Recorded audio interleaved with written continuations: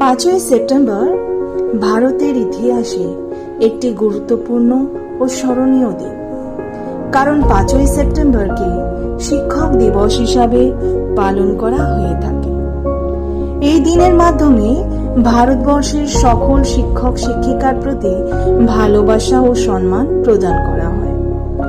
বলা হয়ে থাকে, একজন মা জন্ম দেন, কিন্তু সত্যিকারের একজন শিক্ষক জীবনদান করেন।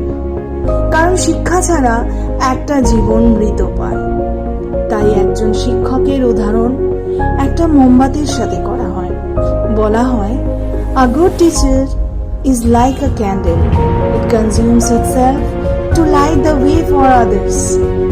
একটা মোমবাতি যেমন নিজে পুড়ে অন্যের পথ প্রদর্শন করে, তেমনি একজন শিক্ষক সারা জীবন দিয়ে তার জ্ঞান ও মেধার মাধ্যমে ছাত্রছাত্রীদের পথ আলোকিত করে। বলতে হয়, a good teacher takes a hand, opens a mind and touches a heart. শিক্ষকরা পৃথিবীর সমস্ত পেশার লোকেদের তৈরি করে। তাই বলা হয়, teaching is a profession that creates all other professions. তাই সত্যিকার অর্থে বলা যায়, teachers are the backbone of our society, the pillar আপন which all aspirations are converted into realities. শিক্ষকরা হলেন সমাজের মেরুদণ্ড। কারণ শিক্ষকরাই পারেন একটি সমাজকে সঠিকভাবে পরিচালিত করতে এবং সমাজের সন্তানদের সঠিক মানুষ হিসাবে পৃথিবীর বুকে প্রতিষ্ঠিত করতে। আজ 5ই সেপ্টেম্বর শিক্ষক দিবস। তাই 5ই সেপ্টেম্বরকে শিক্ষক দিবস হিসাবে কেন পালন করি, আসুন তা আমরা জেনে। এই দিনটাকে জানতে হবে সর্বপল্লী রাধাকৃষ্ণনের কথা। সর্বপল্লী রাধাকৃষ্ণন 1888 সালে 5ই সেপ্টেম্বর ভারতের মাদ্রাজে জন্মগ্রহণ করেন। তিনি ছিলেন ভারতের প্রথম উপরাষ্ট্রপতি, দ্বিতীয় রাষ্ট্রপতি।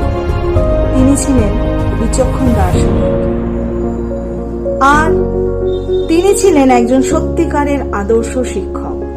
তিনি বিশ্বাস করতেন, শিক্ষকরাই পারেন আগামী দিনের ভবিষ্যৎ গড়ে তুলতে। 1962 সালের 5ই সেপ্টেম্বর ডক্টর সর্বপল্লী রাধাকৃষ্ণনের জন্মদিন পালন করতে চাইলেন তার কিছু গুণগ্রাহী ছাত্রছাত্রী। সেই জন্মদিন পালন করার সময় তিনি বলেন তার গুণগ্রাহী ছাত্রছাত্রীদের যে, তোমরা যদি আমার জন্মদিন পালন না করে এই দিনটাকে শিক্ষক দিবস হিসাবে পালন করো, তাহলে এটা আমার কাছে অত্যন্ত গর্বের একটি বিষয় হয়ে উঠবে।